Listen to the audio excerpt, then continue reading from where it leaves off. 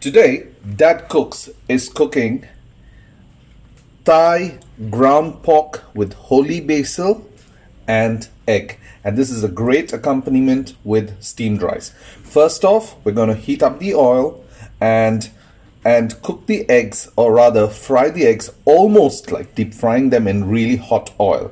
All right, so let's start. So we're turning on the flame, getting the oil hot now. The oil is hot. Time to send in the first egg. And you see the bubbles? That's how it's meant to be. Don't try and lift the egg up. When it's done, it will release on its own. When you see the edges browning, it's done.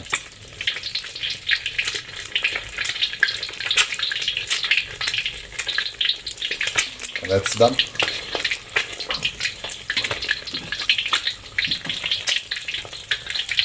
That's it. Render the oil out and place it on tissue paper. The second one.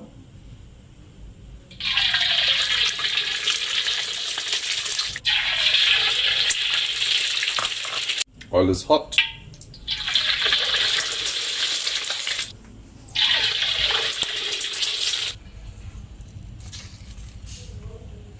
Now that we've finished getting the eggs done, time to add a little bit of the same oil that you used to fry the eggs back into the wok.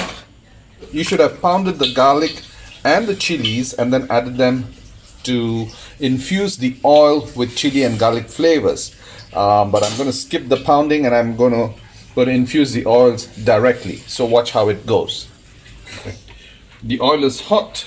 It's time to send in the garlic. So now the oil is infused with garlic. Make sure you don't burn the garlic. Okay, time to add in the chilies as well. Since this is the bird's eye chili, be prepared to cough and sneeze, and then you'd be aware that you've got it right. A little bit more oil. The flame is on low, so you don't see it happening as fast as it should. And the pork goes in. Time to flatten it.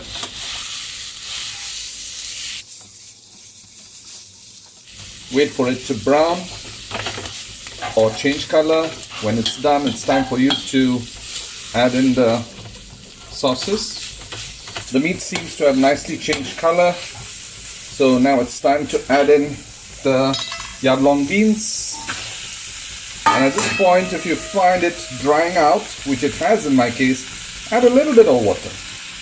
Now you'll have to decide whether you want your yard long beans al dente or softer. In my case, I'm fine with it being a little crunchy. So it's time for me to add in the sauces. Fish sauce. Some dark soy sauce, light soy sauce, oyster sauce.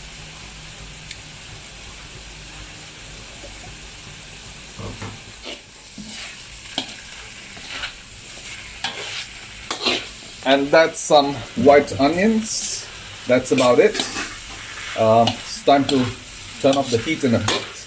And of course, use the residual heat to gently wilt the basil leaves. You don't want them black, so just to wilt them, the residual heat should suffice.